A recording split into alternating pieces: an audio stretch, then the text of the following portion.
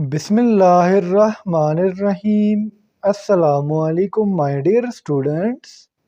This is me, Bilal Ahmad, and you were watching my YouTube channel All Pak Food Says. Students, आज की video में इंशाल्लाह हम Pakistan studies MCQs के part number 11 को discuss करेंगे।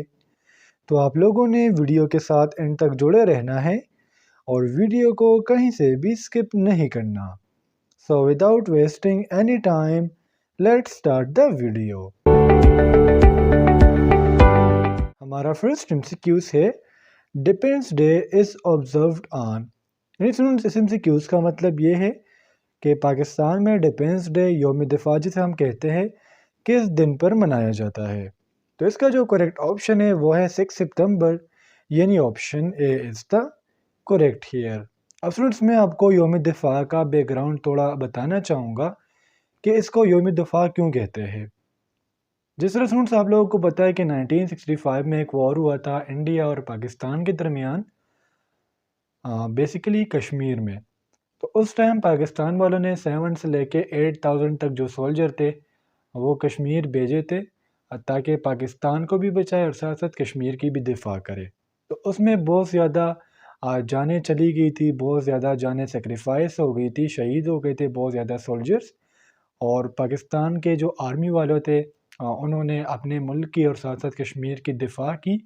तो जिसके बाद इस डे को यौम दिफा या डिफेंस डे कहते हैं। एक्सक्यूज नंबर 2 है हमारा, the name of first Pakistani aircraft is. देखिए स्टूडेंट्स, पाकिस्तान का जो फर्स्ट एयरक्राफ्ट है वो है JF-17 थंडर, यानी option A is the correct here. अब देखिए स्टूडेंट्स, ये जो एमसीक्यूज़ है इसमें मैं आपको मज़ीद एमसीक्यूज़ सॉल्व करके देता हूँ, तो वो अगर आप अपने पास नोट कर लो तो अच्छी बात होगी। अब हम जानते हैं JF-17 थंडर है, इसको बनाया किसने है। बेसिकली स्टूडेंट्स, ये चाइना और पाकिस्तान ने मिलकर बनाया है, या इस तरह भी हम कह सकते हैं कि फ़र्स्ट ऑफ ऑल इसको चाइना ने बनाया था। फिर उसके बाद चूँकि आप लोगों को पता है कि पाकिस्तान तो कॉपी करने में बड़ा तेज़ है, तो उसके बाद पाकिस्तान ने इस जहाज़ को बना लिया। चाइना वालों की जो इसमें हम कह सकते हैं चेंगडू एयरक्राफ्ट कॉरपोरेशन, उन्होंने और साथ साथ पाकिस्तान एरोनॉटिकल कम्प्लेक्स, इन दोनों मिलके हमारे पास ये जो JF-17 थंडर है इसको बनाया था। कौन कौन सी? हमारे पास Chengdu mean CAC, Chengdu Aircraft Corporation, और साथ साथ पाकिस्तान एरोनॉटिकल कम्प्लेक्स। ये आपको लाजमी से याद होना चाहिए, बाज़ औक़ात ये एमसीक्यूज़ में पूछा जाता है। अब सुनिए, अगर आप इस एमसीक्यू पे फोकस करें तो यहाँ लिखा हुआ है JF। अब JF का क्या मतलब है? देखिए स्टूडेंट, JF का मतलब है जॉइंट फाइटर। अब ये जहाज़ क्यों बनाई गई? बेसिकली ये इससे पहले जो स्टूडेंट जहाज़ थे A5C, मेराज 3, मेराज 5, ये जहाज़ इसलिए बनाई गई ताकि उसको रिमूव कर सके, उसके साथ इसको रिप्लेस कर सके। और इस जहाज़ ने अपनी फर्स्ट जंग लड़ी थी 25 अगस्त 2003 को। ये भी आपको लाजमी से याद होना चाहिए, कॉम्पिटिटिव एग्ज़ाम के लिए बहुत ज़्यादा ज़रूरी है। नंबर 3 है हमारा, Baltoro glacier is located in. सुन, बालतूरा ग्लेशियर जो है, देखिए ग्लेशियर क्या होता है, अगर आप ग्लेशियर समझ जाओगे तो उसके बाद ऑटोमेटिकली आपको पता लग जाएगा कि बालतूरा ग्लेशियर कहाँ पर है। जब बहुत ज़्यादा बर्फ़ एक ख़ास जगह पर या माउंटेन पर जम जाए तो ये एक ग्लेशियर को बनाता है। अब जो बालतूरा ग्लेशियर है ये लोकेटेड है गिलगित में, यानी option B is the correct here. अगर मैं गिलगित की बात करूं तो उसके एक डिस्ट्रिक्ट में ये लोकेट है, शिगर डिस्ट्रिक्ट। ये भी कम्पिटिटिव एग्ज़ाम के लिए बहुत ज़्यादा ज़रूरी है। अब मज़ीद एमसीक्यूज़ इसमें ये बनते हैं कि बालतूरा ग्लेशियर की लेंथ कितनी है या हाइट कितनी है। तो इसकी जो टोटल हाइट है वो है 63 किलोमीटर। ये आपको लाजमी से याद होना चाहिए। नंबर 4 है हमारा, मस्जिद महाबत खान इज़ लोकेटेड इन।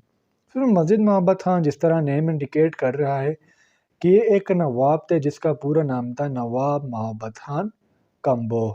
उसके नाम से मस्जिद बनाई गई पेशावर में, यानी option D is the correct here.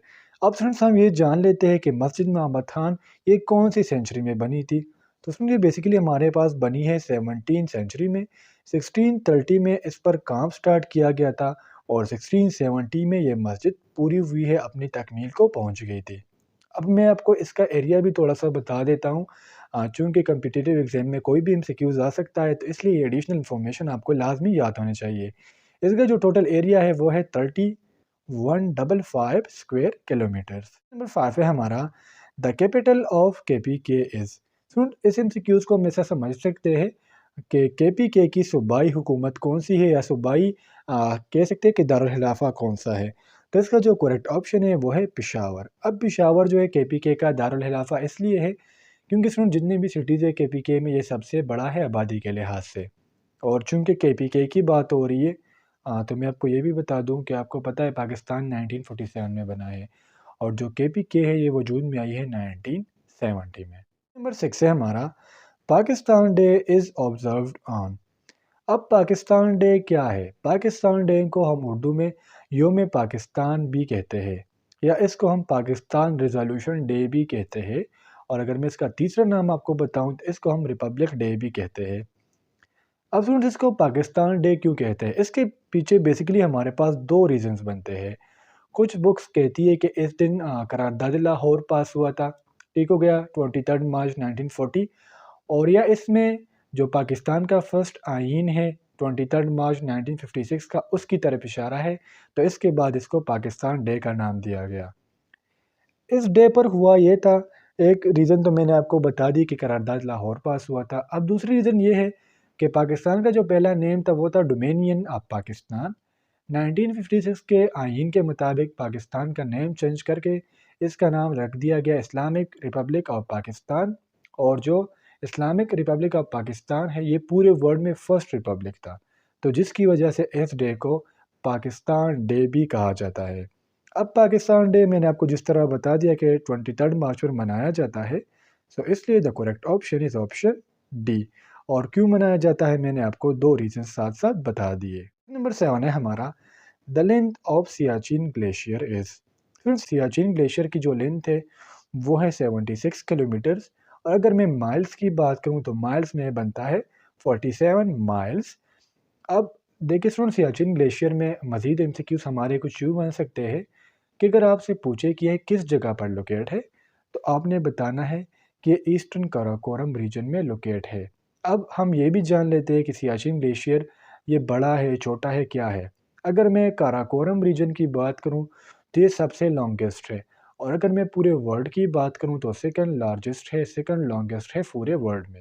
MCQs number 8 है हमारा which city is on the border of Sindh and Punjab province. अब देखिए स्टूडेंट ये एमसीक्यूज कुछ यूँ हम समझते हैं, अगर मैं कहूँ ये हमारे पास पंजाब है और ये सिंध है, तो हमसे पूछा जा रहा है कि इसके दरमियान ये जो बॉर्डर पे एक सिटी है, इस सिटी का क्या नाम है। तो इसका हमारे पास जो करेक्ट ऑप्शन है वो है काश्मीर, यानी option C is the correct here. Number 9 है हमारा K2 is also known as. Student इस एमसीक्यूज में हमारे पास मजीद 4 एमसीक्यूज बनते हैं। फर्स्ट ऑफ ऑल K2 का जो सेकंड नाम है वो है गॉडविन ऑस्टिन, यानी option A is the correct here. इसका जो दूसरा नाम है वो है savage mountain, SAVAGE, savage mountain. Third जो नेम है इसका वो है किंग ऑफ माउंटेन्स। फ्रेंड्स ये सेकंड हाईएस्ट माउंटेन है पूरे वर्ल्ड में। फर्स्ट नंबर पर हमारे पास आता है माउंट एवरेस्ट, सेकंड नंबर पर आता है गॉडविन ऑस्टिन, या इसको हम K2 के नाम से जानते हैं। इसकी जो हमारे पास टोटल लेंथ है वो है 8611 किलोमीटर्स, और अगर मैं फीट की बात करूं तो फीट के लिहाज से बनता है 28251 फीट। 10 है हमारा Manchhar lake is situated in. Manchhar lake जो है ये बेसिकली सिचुएट है जामशूरो में, यानी option D is the correct here. और मांचर लेक जो है ये largest natural fresh water lake है, ठीक है। ये एक नेचुरल लेक है, फ्रेश वाटर है, और पूरे वर्ल्ड में सबसे बड़ा है। ये जो है हमारे पास कौन से रिवर पर बना है? तो अगर हम इंडस रिवर को आप लोग जानते होती है उसके वेस्ट साइड पर बना है। ये आपको लाजमी से याद होना चाहिए। और ये कौन से प्रोविंस में आता है? ये आता है सिंध प्रोविंस में। एडिशनल इन्फॉर्मेशन स्टूडेंट्स आपको लाजमी से याद होना चाहिए। अब हम इसके लेंथ को जान लेते हैं कि इसका लेंथ कितना है। इसका जो टोटल लेंथ है वो है 23 किलोमीटर्स, और अगर मैं डेप्थ की बात करूं कि इसकी गहराई कितनी है तो वो है 5 मीटर, या हम कह सकते हैं कि 16 फीट। और 11 है हमारा Clifton beach is located in. Friends Clifton beach जो है ये लोकेट है कराची में, यानी option B is the correct here. अब फ्रेंड्स क्लेप्टन बीच जो है इसका दूसरा नाम है सी व्यू। ये आपको लाजमी से याद होना चाहिए। क्वेश्चन नंबर 12 है हमारा, first capital of Pakistan was. Pakistan का पहला कैपिटल कौन सा था, दारुल खिलाफा कौन सा था।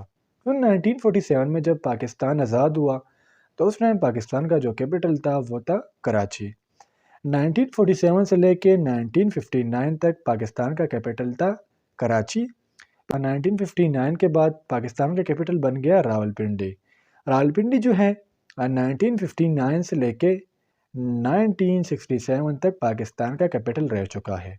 फिर 1967 में पाकिस्तान का जो कैपिटल था वो इस्लामाबाद बन गया।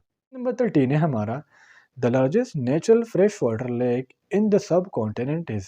जिस तरह स्टूडेंट्स मैंने आपको शुरू में बता दिया एमसीक्यूज नंबर 10 में कि वो है मानचर लेक, यानी option B is the correct here. जितने भी एडिशनल इन्फॉर्मेशन है वो मैं आपको एमसीक्यूज नंबर 10 में दे चुका हूँ। एमसीक्यूज नंबर 14 है हमारा, Sindhi language is based on. Students Hindi language जो है ये हमारे पास 30 मिलियंस पीपल जो है मतलब बोलते हैं और ये परसो अरेबिक स्क्रिप्ट है।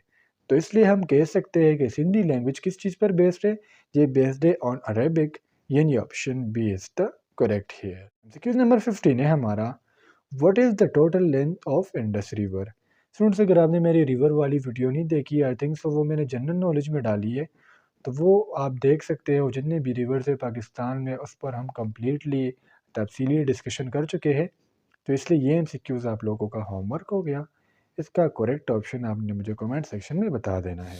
तो स्टूडेंट्स ये थे आज के हमारे पाकिस्तान स्टडीज़ के एमसीक्यूज़। उम्मीद करता हूँ आपको आज के एमसीक्यूज़ की समझ आ गई होगी। और अगर फिर भी आप लोगों को कोई कन्फ्यूजन हो, कोई डाउट हो, तो आप मुझसे कमेंट सेक्शन में पूछ सकते हो। इंशाल्लाह अगले वीडियो में मिलते हैं। तब तक के लिए मुझे इजाज़त दीजिए। मुझे अपने दुआ में याद रखिए। अल्लाह हाफिज़।